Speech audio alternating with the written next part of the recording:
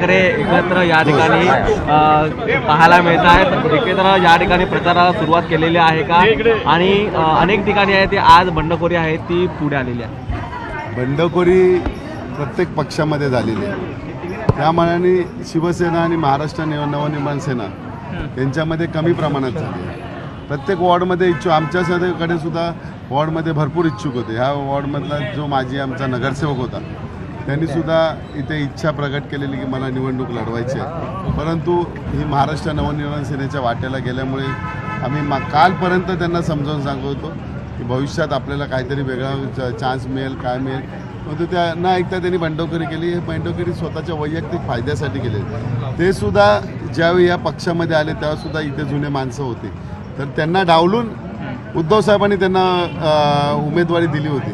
त्यावेळीसुद्धा इथे शिवसेनेची माणसं होती ना, पदाधिकारी होते, परंतु त्यांना न देता त्यांना त्यावेळी त्यांना मजा वाटली। आज जर तिकीट कापल्याने तर थोडीफार ज्यांनी निष्ठा किंवा मराठी माणसामध्ये एक म्हणतात मराठी माणूस हा नेहमी एकनिष्ठ असतो, दिलेला शब्द पाळतो। तो शब्द त्यांनी पाळला नाही।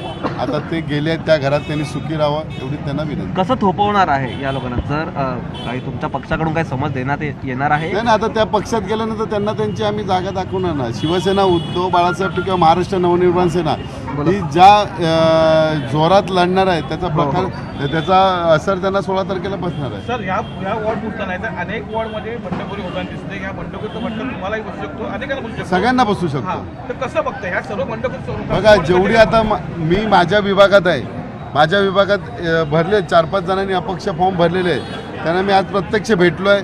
त्यांना मागे सुद्धा घ्यायला लागणार। बाकी इतर भागामध्ये, माझ्या भागामध्ये कुठे बंडखोरी झालेली नाही। निदान मी 3 विभाग सांभाळतोय, धारावी, त्यानंतर माहीम आणि वडाळा, यामध्ये बंडखोरी झाला। आमच्या इथे तुम्हाला माहिती आहे माधुरी मांजरे एक अतिशय सक्षम कार्यकर्ते होते आमच्या तिथे, मनसेच्या वाट्याला गेल्यामुळे ते नाराज झाले आहेत। फक्त नाराज झाले, त्यांना आम्ही समजावून सांगू।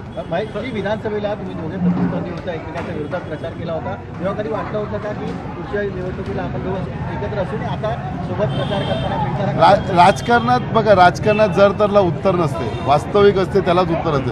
भविष्यात काय होईल ते मी पण सांगू शकत नाही, तुम्ही सांगू शकत नाही, परंतु खंत एवढी होती की आज मराठी माणूस दुभागले होते, ते कुठेतरी एकत्र आले। भले मी आमदार झालो, परंतु मराठी माणसासाठी मी सगळ्या बाबतीत समर्पित करायला तयार आहे। मुंबईमध्ये 150 आहे, महायुतीचं असं म्हणणं आहे महापौर हा महायुतीचाच होता। बघा, वर्गात सगळेजण अभ्यास करत असतात, नेहमी सगळेजण बोलतात पहिला नंबर माझाच येणार, रिझल्ट लागल्यावरती समजेल ना, आपण कशाला आता बोला। थँक्यू।